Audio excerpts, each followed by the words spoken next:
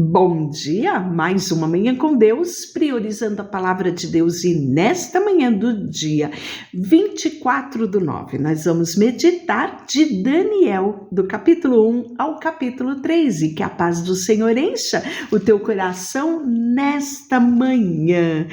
O nome de Daniel no hebraico quer dizer Deus é o meu juiz, né? E ele vai ser contemporâneo do profeta Jeremias e do profeta Ezequiel, né? A história relatada é datada de 605 a 536 a.C., né? E nós podemos ver que quando Nabucodonosor invade, né, Jerusalém, a primeira remessa é aquela remessa, né, de jovens intelectuais, né, a nata, a aristocracia é levada a cativeiro, e entre esses que são levados estão Daniel e os seus amigos, que nós vamos ver relatos surpreendentes aqui, né? Então, esses jovens com um futuro promissor, eles vão ser levados e eles vão servir ao governo do Império Babilônico, né? Nós vamos ver que Daniel, ele passou a vida adulta dele lá no cativeiro babilônico, e o propósito do livro de Daniel é nos mostrar que Deus, ele continua no controle da história. Independente das circunstâncias, Deus tem o controle. E isso é muito claro aqui no livro de Daniel. E se ele permite algumas coisas na nossa vida, tudo tem um propósito. Basta tão somente confiarmos e vamos ser surpreendidos, né, com milagres de Deus na nossa vida. Então, este é o livro de Daniel, né? Ele vai acontecer no período, né, do Império Babilônio, onde ele chega ao auge, né? E nós sabemos que a Babilônia, ela vai cair. Já foi profetizado, né, tanto por Isaías quanto por Jeremias, Ezequiel, né, a queda da grande Babilônia. E quem é que vai iniciar, quem vai comandar aí após a queda, vai ser o exército medo-persa sob o comando de Ciro, né? Então, tudo isso é relatado no livro do profeta Daniel. E ele vai começar no capítulo 1 falando, né, de Daniel, da sua educação, né, e dos seus companheiros. Veja só, no ano 3º do reinado de Joaquim, rei de Judá, veio Nabucodonosor, rei da Babilônia, a Jerusalém e a sitiou. Então ele começa já falando, né, da pressão, né, e do Império Babilônico aí invadindo Jerusalém, né? Isso está relatado, nós já vimos em 2 Reis, capítulo 20, capítulo 24, 2 Crônicas, capítulo 36, você vai ver Isaías 39, você vai ver esses relatos aqui. E o Senhor lhe entregou nas mãos de Joaquim, rei de Judá, e alguns dos utensílios da casa de Deus. Estes os levou para a terra de Sinar, para a casa do seu Deus, e o pôs na casa do tesouro do seu Deus. Disse o rei a Aspenaz, que era chefe do eunuco, que trouxesse alguns dos filhos de Israel, tanto da linhagem real quanto dos nobres, jovens sem nenhum defeito, de boa aparência, instruídos de toda sabedoria, doutos em ciência, versados em conhecimento, e que fossem competentes para assistirem no palácio do rei e lhes ensinasse a cultura e a língua dos caldeus. Determinou-lhes o rei uma ração diária, né? Ou seja, essa ração diária está falando de um cardápio, né, de finas iguarias da mesa real e do vinho que o próprio rei bebia, e que fosse mantidos, né, esses jovens intelectuais, né, essa nobreza, fosse mantido por 3 anos, né, assistindo ali diante do rei. Então eles se achavam, dos filhos de Judá, os seus amigos, né? Daniel, Ananias, Misael e Azarias.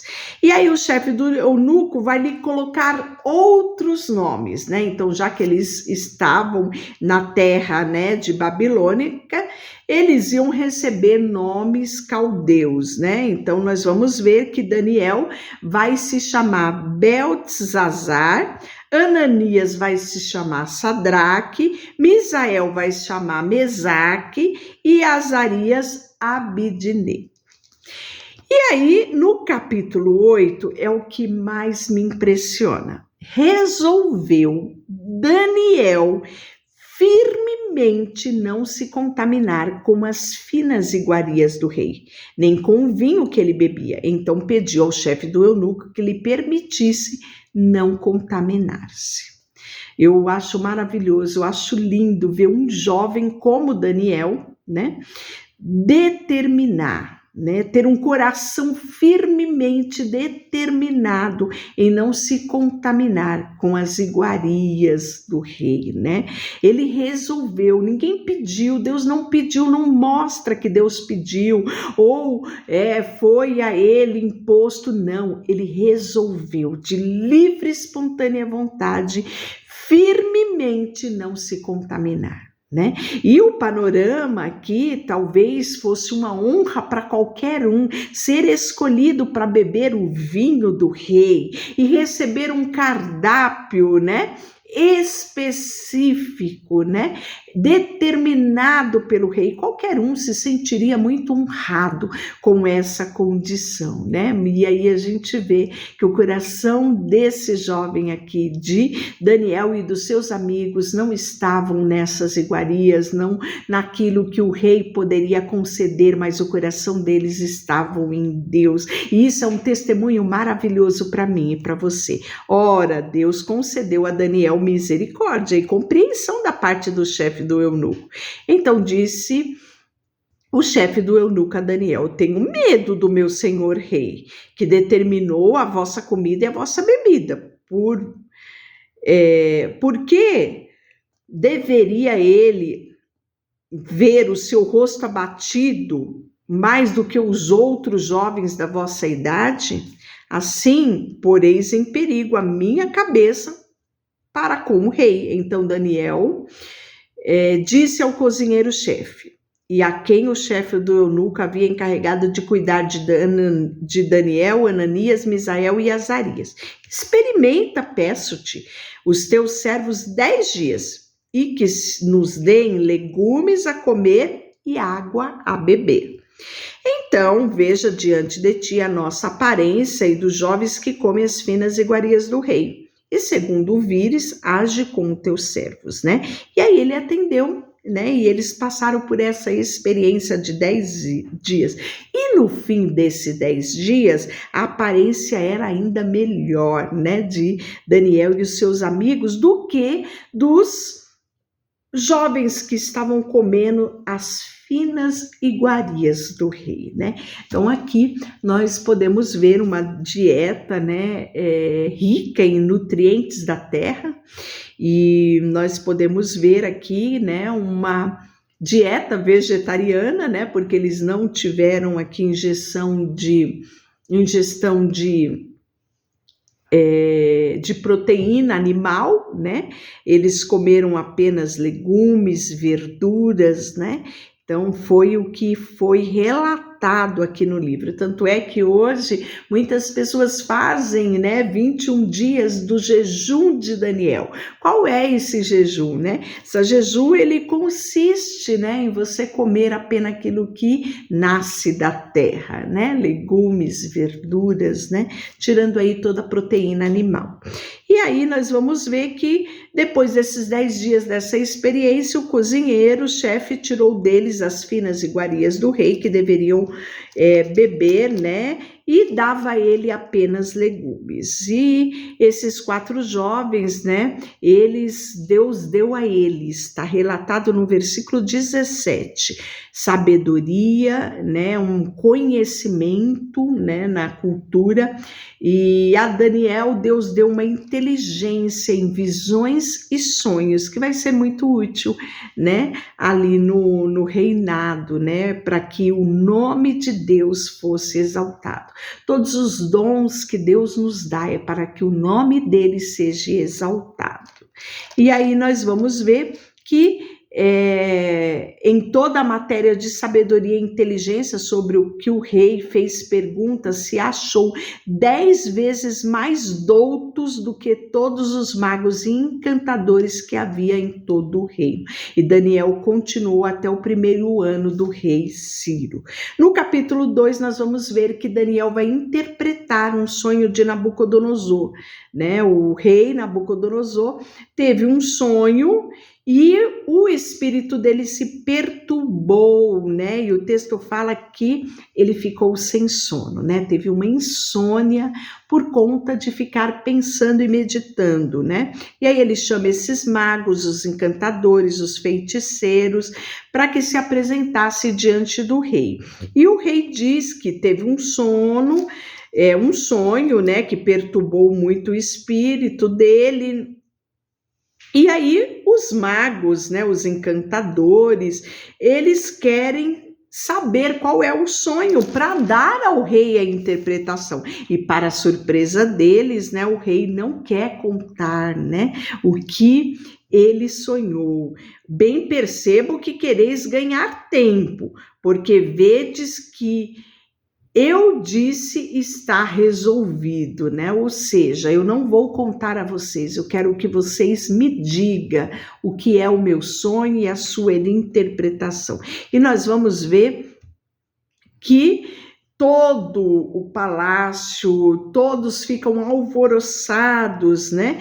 Coisa difícil exige o rei, ninguém há que possa revelar diante do rei senão os deuses, e estes não moram com os homens, né? Então o rei se irou, se enfureceu, mandou matar todos os sábios da Babilônia, está relatado no versículo 12, né? E vai sair um decreto, né, que deveria ser morto os sábios, né?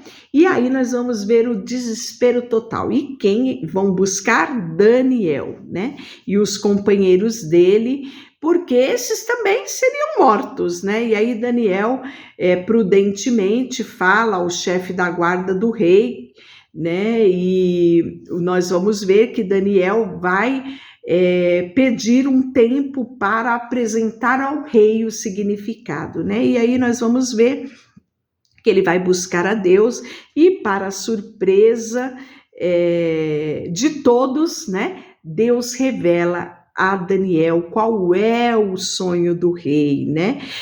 Respondeu Daniel na presença do rei e disse: o mistério que o rei exige, nem encantadores, nem magos, nem antropólogos podem revelar ao rei, mas há um Deus no céu, o qual revela o mistério, pois fez saber ao rei Nabucodonosor o que há de ser nos últimos dias. O rei sonhou, a visão da sua cabeça quando estava no seu leito são estas, né? Então aí nós vamos ver ele relatando aqui o sonho do rei e ele vai trazer a interpretação. Versículo 37 ele diz: tu, ó rei, rei de reis, a quem Deus do céu conferiu o reino, o poder, a força e a glória, cujas mãos forem entregue aos filhos dos homens, onde quer que eles habitem, os animais do campo, as aves do céu, para que domine sobre todos eles. Tu és a cabeça de ouro, né? Porque era uma estátua, né? E aí a cabeça era de ouro fino, o peito de braços de prata, o ventre e os quadris de bronze, né? Então ele vai revelando aqui o mistério para o rei, né? Depois ele mostra que esta glória toda não permanecerá. E aí fala que cujas mãos, né, forem entregues os filhos dos homens, tal, tu és a cabeça de ouro. No 39 ele fala, depois de ti levantará um reino inferior ao teu, um terceiro reino de bronze, o qual será o domínio sobre toda a terra, né? O quarto reino será forte como ferro, pois o ferro a tudo quebra e esmiuça, né? Como quebra todas as coisas, assim ele fará em pedaços e esmoecerá. Quanto ao que viste os pés dos artelhos, em parte de barro do oleiro e em parte de ferro, será o reino dividido, contudo haverá nele algumas coisas da firmeza do ferro, pois viste o ferro misturado com barro de lodo, né? Então ele vai trazer todo esse detalhe. Mas nos dias deste rei, o Deus dos céus suscitará o reino que não será jamais destruído. Este reino não passará, outro povo esmoiçará, consumirá todos este reino, mas ele mesmo subsistirá para sempre, né? Então aqui nós estamos vendo uma profecia, né, sobre o reino eterno. E aí nós vamos ver que o rei Nabucodonosor se inclinou, se prostrou o rosto em terra perante nada mais, nada menos que Daniel. Isso mesmo, está relatado no capítulo 2, versículo 46, né? E ordenou que lhe fizesse uma oferta de manjares e suaves perfumes, né? E aí disse o rei a Daniel, certamente o vosso Deus é o Deus dos deuses, o Senhor dos senhores e o revelador de mistério, pois puseste revelar este mistério. Então o rei engrandeceu Daniel e lhes deu muitos e grandes presentes e o pôs como governador de toda a província da Babilônia, como também fez chefe supremo de todos os sábios da Babilônia. A pedido de Daniel, ele constituiu Sadraque, Mesaque e Abidnego sobre os negócios da província de Babilônia. Daniel, porém, permaneceu na corte do rei, né? E o capítulo 3 nós vamos ver aqui os companheiros de Daniel sendo lançado na fornalha de fogo ardente, né? Então, o rei Nabucodonosor fez uma imagem de ouro que tinha 60 côvados e mandou tocar os tambores e todo mundo se prostrar em adoração, né? E aí nós vamos ver que no versículo 12, né? No 10 diz assim, tu, ó rei, baixastes um decreto pelo qual todo homem que ouvir o som das trombetas, das harpas, dos pífaros, né, do saltério, da gaita, né, e das músicas, deveria se prostrar e adorar a imagem de ouro. E de qualquer que não se prostrasse, não adorasse, seria lançado na fornalha de fogo ardente. Há uns homens judeus que tu constituíste sobre o negócio da província da Babilônia, que chama-se Sadraque, Mesaque e Abidnego. Esses homens, ó rei, não fizeram caso de ti, e dos teus deuses não servem, nem adoram a imagem de ouro que tu levantaste. Então Nabucodonosor, irado e furioso, mandou chamar Sadraque, Mesaque e Abidnego e os trouxeram os 3 homens à presença do rei. E Nabucodonosor perguntou para eles, é verdade, né, que vós não servis aos meus deuses, nem adora a imagem de ouro que eu levantei? Agora, pois, estáis dispostos a, quando ouvir as trombetas, né? E aí faz todo o ritual novamente. Se não adorares, serão por instante lançados na fornalha de fogo ardente, né? E quem é o Deus de vocês que pode livrar dessas mãos? Mas olha o que responde Sadraque, Mesaque e Abidnego. Ó rei, ó Nabucodonosor, quanto a isto, não necessitamos de te responder. Se o nosso Deus, a quem servimos, quer livrar-nos, ele nos livrará da fornalha de fogo ardente e das mãos do rei, né?